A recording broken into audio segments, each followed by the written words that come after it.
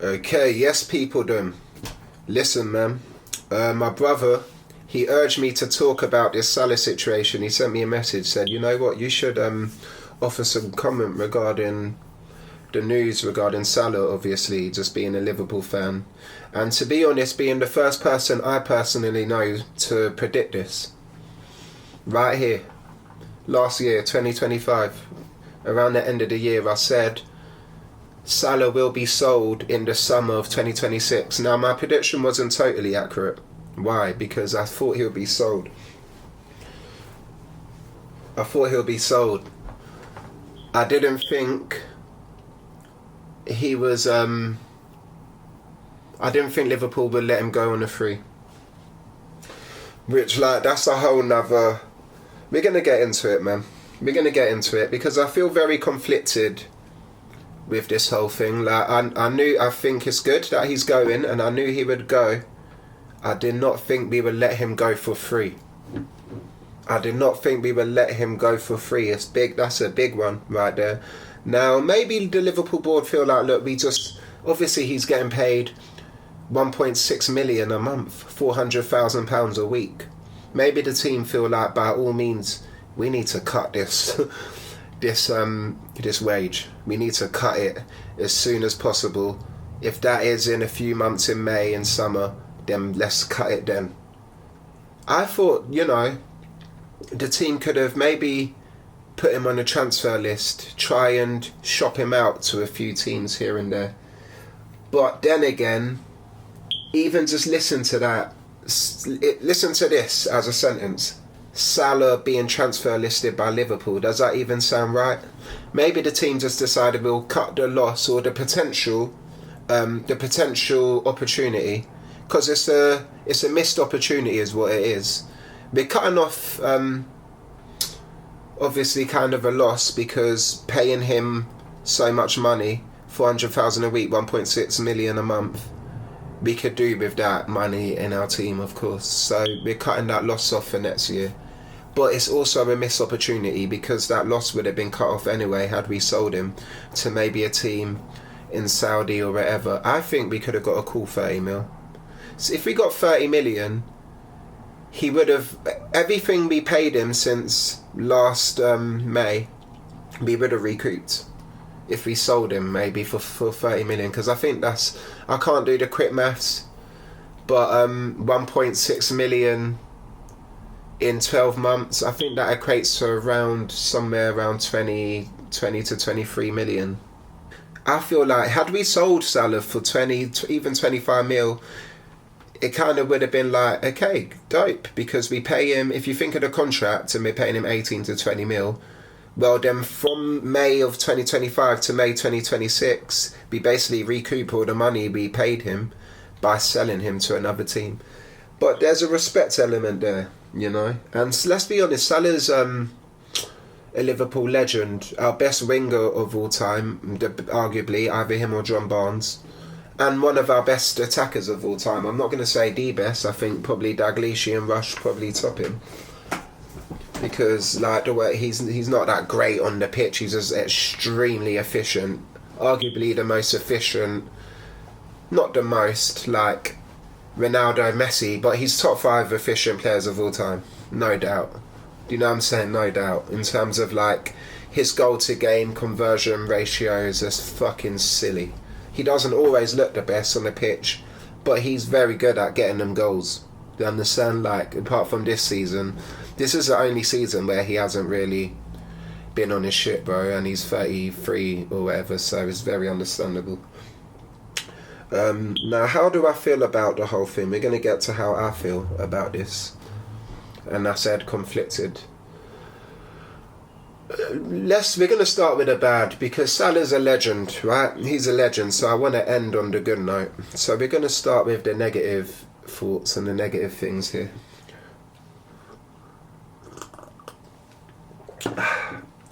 Now, we first go back to when Salah said all these things, like just before AFCON, around November. And we know I didn't like what he said. I didn't like the things he said. And now when I'm looking at where we're at now, it's even more. He has disrespected over the past 12 months, or well, May, so let's say 10. He's been extremely disrespectful to Liverpool. Extremely. We pay him 1 point. So we're gonna create a little timeline. Yeah. So April 2025, we've more or less clinched the Premier League. Sorry, it's written basically. We basically won it. A lot of it due to Salah. Let's not make no mistakes. A lot of it was due to Salah. We're gonna even get into the aspect between Salah and Slot in this, because let's be honest, the biggest thanks for last season is to Salah, then Slot second, but Salah number one, then Slot, and then everyone else. That's, in my opinion, that's how it is. That's who the biggest thanks for the league we won last season. Number one thanks goes to Salah. We start with the contract. So he gets a contract just after he's pretty much won the Premier League for Liverpool. He's pretty much won it. Now, back then, in April of 2025, I made a video on my phone. I said, we've got the contract situation, the three big ones. Trent, Salah, Van Dijk. Salah, thank you for everything you've done for the team, but good riddance. We need to keep Trent and Van Dijk, and, good riddance with Salah. Give him the best send-off. He's just won the league. The send-off should have been for him. Now look, obviously the elephant in the room is the three contracts, isn't it? Van Dijk, Trent and Salah. This is what I think we need to do. Van Dijk and Trent are priorities. We have to keep them. Good riddance to Salah, let him go. Great player, our greatest winger of all time. Hopefully we should be winning the league this season, so projected to win the league. Great send-off for Salah. He's been great for Liverpool, greatest winger. Good riddance, and we say our goodbyes. Not Trent, it should have been for him. I said this back then because I was thinking ahead. This is the thing, right? Most fans get either too high or too low. I stay very level-headed, I'm not gonna lie. So despite the fact that he basically won the league for us, he scored goal after goal after goal, bro, in a game, I still said, no, he's the one that should go, because he's the most, out of all of them, he's the easiest to replace. I'll be honest. Out of Van Dijk, Trent, Salah last season, that was the reason I said, because he's the easiest one to replace. Not only that, he's obviously getting older. To me, it had to have been either Van Dijk or Salah. To me, Trent was the priority to keep. He was the priority asset to keep at the club. With his age, him joining Liverpool at the tender age of 5-6 years old, being at the team for 20 years, and building himself to an 80 to 90 million pound asset. I'll be honest, even though he went for free, that was his value when he left. And his current value today is still somewhere around there. I don't care, bro, whether he makes a World Cup or not. Alright? And I knew he's the one that we need to keep. Anyway, that's not how it went. Obviously, Trent ended up going to Madrid. Maybe that wasn't in our hands. Even though I still believe that had Slot treated him different when he arrived, had Slot made him realise that he is the one to build a team around in the future, I think Trent would have stayed. I honestly think he was undecided and he felt look, Klopp is going, I love this city, we're going to wait for the new manager and see what the team do, then let's move and then I'll make my decision. And we remember that I don't think Slot and Trent's relationship was that great. He was dropping him for Conor Bradley a lot, not due to injury or anything. Maybe he knew he was out the door, so was planning for the future. But in my opinion, there was a way. What I think Slot did when he got to the team is he identified Salah as the main asset, where to me it should have been Trent. Now, this isn't me speaking with hindsight, I kind of thought this at the time, but no one can say Slot made the wrong decision, because he did put it in Salah and Salah won him the Prem. And now we look back, it was mainly Salah, bro. Let's just be honest. Now, Salah left Earth. Like, my brother's always said it. No, Salah did leave Earth and basically won us a Prem, to be fair. But we're not going to take too much away from Slot in that. But after he does that, right, he signs a contract. Second highest paid player in the Premier League, probably top 5 in the world. So he gets a contract, boom, that's good for him. So from there, bad performances, to be honest. And this is just after the PSG game where we got knocked out. And he didn't play well. He was very pedestrian. And the Newcastle game where Isak turned up against us and he didn't do shit. So, like, and this was in the middle of him having one of arguably the best season in his career, bro. So, anyway, that happened. But whatever, the fans are happy to give him the money because he did but just win us the league, bro. And out of respect, he's done so much for us. He scored so many goals that, you know, we should give him the dough. And the fans are actually egging the Liverpool board on to give him the money, which I never was part of that. I'll be honest, because the fans are very emotional, bro. And they don't think past, like, the surface. They don't, bro. They don't predict what might happen in the future, which I was predicting all that shit, bro. I'll be honest. Anyway, calm. So he's looking a little bit flat, but we get into the summer now. We've just won a league, so everything is euphoric and great. We just won the league, and you basically did it, bro. You basically did it. Egyptian king. You know what I mean? Mo Salah, running down the wing. Salah, Egyptian king. You understand? That's how he was moving. So there's nothing we could really do, bro.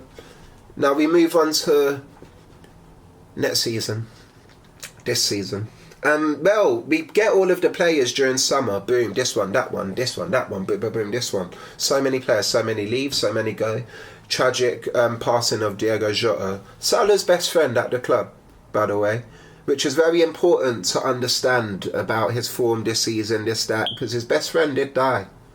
Let's not forget, I'm going to say it like that, because when I say it like that, it sinks in how that would feel. When I tell you his best friend died, and then a week or two later he had to start banging in goals and playing football. When I say it as raw as that, it lets you understand, okay, yeah, maybe it's a bit more understandable why Salah was playing very bad. Salah was playing very bad. Let's just be honest, he was playing very bad. Now, we move on to November. This is 2025, so May 2025 or April, Salah signs a contract. Season ends, we win the league, we're in May. Big summer, a lot of signings. We hit August, season starts this season. From August to November, Salah plays awful. Let's be honest, tragic. Gets dropped for a couple games. Now, after the second time he got dropped, and this is the second time he gets dropped by Slot, maybe third or fourth time in his Liverpool career he gets dropped. This is a 8 or 9 year career we're talking about, bro. And he gets very upset, throws his toys out of the pram, goes to the media, tells the media that Liverpool are throwing him under the bus. That's what he said. That Liverpool throwing him under the bus whilst we get it. He won us a league. He won us a league, bro. But we know the classic term in football. You're only as good as your last game. It's great that you won the league, but it's a new day. That was last season. This season is the priority, and things aren't looking good. So if you need to get dropped, you need to get dropped at the end of the day. So Slot drops him, which I think was the correct decision to do, and we know that. I was saying it back then. He throws his toys out the pram, goes to the media, basically says he feels like the team are throwing him under the bus, whilst the team are paying him 1.6 million a month, and he's one of the highest paid players in the world, and to be quite frank, his performances aren't matching up the money. Let's just be real. Now, boom, whatever, he goes to AFCON.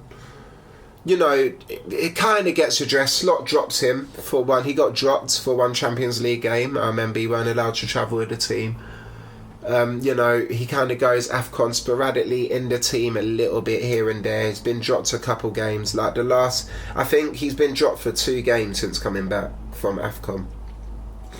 Yeah, and And I guess he's come out and said, you know what, I'm leaving. Boom.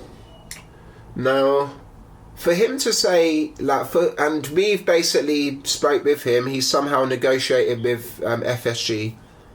That's our owners. If I say FSG, I'm talking about the team, the people that run Liverpool. He's obviously spoke to them and said, look, I want to leave. Boom, boom. Dave kind of said, okay, look, Dave probably on the same page. We kind of, want to cut that asset. We think we've got the best years out of you. We're very grateful for everything you've did, but it's probably time to move on. And he probably agrees.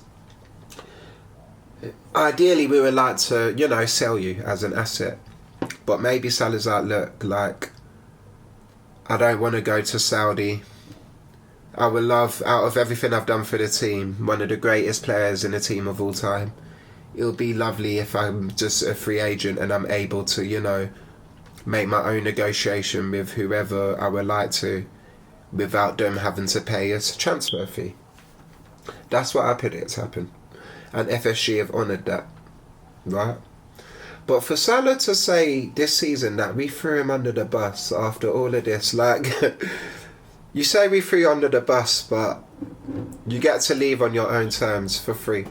And we don't even, and Liverpool's history with our biggest assets. You know the Kanate situation right now. You know how Trent went for free. Bruv. You know these things. You understand? He knows. Anyway, cool. So he says, oh yeah, he says all that, Liverpool, we threw him under the bus. We let the man go for free. We let the man walk for free. Been paying the man 1.6 million a month, probably top 5 highest paid footballers in the world. We let the man start game after game after game, and clearly his performances weren't matching the pay. His performances weren't matching the wage, clearly. Now we're going to get to the good things of Salah. Salah's the greatest winger at Liverpool of all time. Top 10 greatest Liverpool players of all time. And it is good riddance, but it's a lovely send-off. And he won, and he was the biggest factor, the most significant part to winning the league last season. It was Salah. More than anyone, more than Slot, more than anyone. Number one, it was Salah. That was the number one significant reason why Liverpool won the Premier League in 2024 to 2025. Simple as that. And what I respect about the timing of this move, I like the timing of this move. It kind of reminds me of Jurgen Klopp. I remember when Klopp told us all, look, I'm done, I can't keep going again and again and again. And it was somewhere around halfway through the season. This was closer to the end, or somewhere around halfway of the season. Because how I see this and what Salah's done is he said, look, because let's be honest, bro, Slot is fucking flat, mate. He's flat. You look at the last game, we lose to Brighton, which we shouldn't have been doing. We're fucking... it's mad, because Galatasaray game, we played the way Liverpool should play. I made a little vid on TikTok on the mini chats where I said, before the Galatasaray game, because we fucking lose to Galatasaray and then draw to Tottenham, I said he's not understanding the Liverpool identity. Whenever we play at Anfield, from the first minute, we've got to be on fire, like we played in the second leg Galatasaray. Because you know what? You get into a flow state, bro. If you just start fire, you go on how, you're just going to go on to play fire throughout most of the game with that intensity, with that hard press, because that's just how it goes. It's you get into a flow state. Ask anyone, if you smoke weed or something or anything, right? If you start your day doing chores, you know what I mean? You start your day, you fucking wash your dishes, hoover, change your sheets and do all of that shit. You just end up having such a productive day, bro, because you just start it and then it just snowballs into this thing, into that thing, into that thing. Before you know it, it's afternoon and you've done so much shit from when you woke up at 5. You understand? Or you can have a day where you wake and bake. And how does the day, let's be honest, you might be productive, but it's going to come later in the day, that productivity, let's be honest. You kind of start the day a bit slow and groggy and lethargic. Okay? So in Anfield, every time, there's no tactical thing. There's one tactic, start strong. And that's how we did in Galatasaray. Everyone was on it. You have Frimpong at 5'5", first ball to headers having Yilmaz in his pocket, not the cold Yilmaz at Juve, the B-Tech one, you know what I'm saying? But he still handled him like nothing. You understand that? 5'5". Both of our fullbacks can't. Everyone was playing cold that game. Cold. Anyway, I just went off in a little tangent about Slot, but anyway, so this is the thing. So it reminded me a bit of Amorim, because do you remember when everyone's like, man, you need to, five in the back don't suit them. Five in the back don't suit. They need the wingers. And then I remember that one game just before Christmas, Boxing Day or something. Amorim went with 4 in the back instead of 5. He put Dorgu on the wing instead of wing back. Dorgu had a fucking mad game. They looked cold. And they won as well. And everyone's like, oh shit, like, Man U looking back, see, like, and then he got so stubborn and he was like, I have to go with 5 in the back. The next game's like, I have to go back to 5 in the back. Even though we all knew the 5 in the back don't suit them, they don't have the personnel for it and it's not the right way for them, he felt like I had to do it. And he lost, of course. It reminds me a lot of this Slot. Like, we start slow with the first half, trying to be tactical, like a boxing fight, and then get them in the second half when they're tired. That's what his tactics trying to do. Even though we're worse in the second half, always concede at the end. Not only that, apparently we haven't been training hard. And it looks like it because we keep conceding late goals, which means that we can't maintain the intensity and the thing. So apparently we haven't been training hard. That weren't a thing with Klopp. And you can say, okay, Klopp had us very intense, but there was a lot of injuries. True, but there's been a lot of injuries to Slot too, bro. So like they both fucking garner injuries. So yeah, we just should work hard and be able to maintain 90 to, let's be honest, 95 minutes now. But still, can't keep up that intensity and always fucking let up, right? So that happens against Tottenham and against Galatasaray before. And then second leg Galatasaray, we come out playing the Liverpool way and smoked them. 3-0, smoked them, bro. But then we come back to Brighton and go back to like being pedestrian and lethargic, and it's very reminiscent of that Amorim thing, because he played the Man U way with the wingers and 4 in the back and just strong wings. That's like the Man U way, bro, I'm not gonna lie, with the Dorgu and then Bremo they had or something, I forgot. But it works, boom. And then he goes back to his way because of his ego. Like, Slot has to go back to this slow style of like keep passing it, building it up, instead of us just pressing from high up, winning the ball when we can and getting the ball from point A to B as quick as we can so we can just get a goal, which is the way Klopp was and the way Liverpool should be, bro. We've always been an intense, strong team. Always. So, yeah, that's not great. That was a little bit of a tantrum anyway. But I think Salah recognises this and says, look, just like I fucking won us the league last season, I now need to galvanise the team and get us to win a trophy by any means. So now's the time to let them know that my days here are done. But we still have about 15 games. If he now starts playing cold the next like run of games and we win a Champions League or a FA Cup, everything Slot did was Salah, bro. I'm just gonna like all of Slot. I know it's harsh to say that, but all of Slot's success is basically Salah, bro. If he now plays cold like throughout the next few games and we win the Champions League, bruv, like you can't tell me no different, bro. It's all Salah. Like all of Slot shit is him. He's the Shadow Hokage, bro. Like he's the ventriloquist for Slot, fucking moving the things. You know what I mean? And Slot is there, like, think I won the league. Nah, Salah's above you, the ventriloquist. And like, like, bro, that's how it's gonna be. And obviously, what does that mean? Well, if Salah's gonna leave in summer, even if we win the Champions League, because you won't have a Salah next season, Slot, and we've seen, like, when he's not on it, you look bad, bro. Like, the thing, you always need one guy, whether it's Sobasai or Salah, you always rely on one guy, bro. Like, I don't like that. Why aren't enough men turning up under you?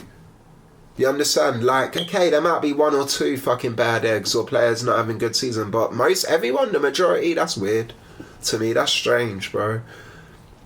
But that's really my thoughts in it. Is Salah's a massive legend, Liverpool's biggest legend, and honestly, if we do end up winning some silverware this season, I'm gonna say it's because of him. I'll be honest. He galvanised the team. He said, "Look, I'm gonna go, and I'll love to leave on a trophy and a high note. So let's get it together and win something." And a lot of the team speeches will be, "Look, let's do this for Salah, bruv. Let's do this for Mo, Egyptian king." I know it. And if he galvanises a team, takes a team on his reins and leads a team to another fucking W, bro, then everything was him. Everything was him, bro. It's like he's the ventriloquist and Slot is my man. So like, yeah, bro, some big weeks ahead. The next 4 weeks are big. No, the next 8 weeks, 2 months, they're big. They're big. We're in the run into the end of the season. They're big. Arsenal just lost. You know, Man City are putting the pressure on them. There's a lot that's like the end of the season should be a little lit. Should be a bit litty. And we wait. You know, we got the international break now. We wait. Hopefully Salah comes back on that smart. And I want Salah to come and win that Champions League. He always wanted that Champions League since Real Madrid, since what they did, since what Sergio Ramos did to him on that fateful night. He always wanted the smoke, and he always wanted that trophy. This should be the year that we deliver it for him, bro. I saw how he played against Galatasaray. That nigga wants that Champions League. I saw in that second leg. Do you understand? So, there's even a whole other piece I can get to about how I said he should be up top. I checked the heat map for the first leg and the second leg, but we're not going to get into all that, bro. But, yeah, man, that's more or less it. Salah, Egyptian king, Liverpool legend. Terrible season this season. A little bit disrespectful as well, how you've been to the club and the way we've treated you. You've obviously delivered, but we have treated you with the utmost respect. And, but yeah, like, at the end of the day, Egyptian king, we're going to put all of that behind us. The money thing is mad. You going on the free. And I do, like, a lot, I'll be honest, if Slot's our manager next season, then all of my smoke moves on to FSG. Not Slot, all of my smoke will move to FSG because you let fucking Trent go on a free. You let Salah go on a free. Konate's going to go on a free. Might be a World Cup winner starting for France this season. So imagine if he goes on to win the World Cup starting for France this summer, and then right after we let him go for free. Crazy, like, assets that are just going for free. So like now I've got to turn the smoke a little bit to FSG because I don't think we've been shrewd. I don't think that under them the last few years, I mean really their whole tenure, but we haven't been shrewd businessmen. It felt like we're being shrewd in summer because all the players we got. No, we overpaid, we got finessed for like Verts and Isaac. Let's be honest, I'm not saying that they're shit and they're not gonna deliver, but we got finessed. So there's that. So that weren't shrewd. We let Salah go for free, so that's not shrewd. Konate is probably going to go for free. That's not shrewd. Trent, our asset from way before you, man, even got involved in the club. He was a Liverpool asset. We let him go for free. One we built up to the best right back, or top 5 right backs in the world. We built him to that. Let him go for free. So there's I haven't seen no shrewd moves, no shrewd business coming from FSG and the owners. And that's a concern. And next season, the smoke will move to them if they don't fucking get rid of Slot and they keep staying with him and we're just losing assets. Because now you're mounting a lot of pressure on Slot, bro, now. I can't keep coming at Duke. I can't. You know what I mean? We spent all that money, but look at us, where we're at. It's because the money weren't fucking spent well, bro. And it's because FSG aren't used to spending dough like that. Normally, the way they do business, where they're like, oh, we're not going to spend too much, but we make the most out of the asset, it's good. It's good. Like, I'm not going to lie, they run well as a business that way. How we ran under Klopp. Man, we didn't let Klopp spend that much, bro. Nah, bro, but we're going to scout well, we're going to use data, getting great assets, build them up, and then sell them off. And we did that so well for years. Built up assets and then sold them off like Coutinho and many others. You know what I'm saying? So, but as of late, bro, Man, what's our last like big one? Because FSG sold Suarez, they sold Coutinho. FSG basically joined Liverpool around Dalglish time, if I'm not mistaken, around that time. So we're talking about around 2010 or something. So about 16 years now they've been the owners of Liverpool. And at the beginning we were shrewd. We were building these assets up like Suarez. We built him up, wrapped him up and sold him off for a good price. Coutinho, built him up, wrapped him up, sold him off for a good price. Sterling, built him up, wrapped him up, sold him off for a good price. 50 million, which was a good price. And that's one of the most successful transfers in football, where he was worth that for City too. But yeah, many. I forgot who else after. But now we look at the ones who've gone for free. Even Nunes, we still maintain, for what we paid, the loss weren't too bad for his potential, because they were potentially saying he's going to be one of the best strikers in the game today. Like the way they were talking about him that back then, the projection was meant to be now he should be one of the best strikers in the world. Far from that. So we did definitely, that one was done well. But then we look at like Trent going for free, Salah going for free. I know Kanate is going to go for free if we can't get him under that contract, and Madrid or whatever don't want to buy him. So yeah, man, FSG, we do need improvements for sure. We need improvements. But yeah, that's it, man. That's it for now. Again, Salah, Egyptian King. You know, all the best for you. Hopefully you put in them performances. I know Anfield's going to turn up for you every time we're at home. So hopefully you can turn up for Anfield. And, you know, like Slot, just like when you basically threw Slot under the bus, which is what you did. When you said Liverpool did, but you kind of threw him under the bus. You had every right to, in my opinion, because you did win the league for him and he's dropping you. So you had every right to, even though I think Liverpool did the right thing and Slot did the right thing, you had every right to feel how you felt. Now, if you want to now say, fuck this guy, I'm really like, let me be the biggest influence and leader in the dressing room instead of him and win us trophies and take this team out of the scruff of his neck and just do what I need to do before I leave, then fucking do it. And I've got nothing but respect for that. Alright, man, Dami signing out. Peace. Peace.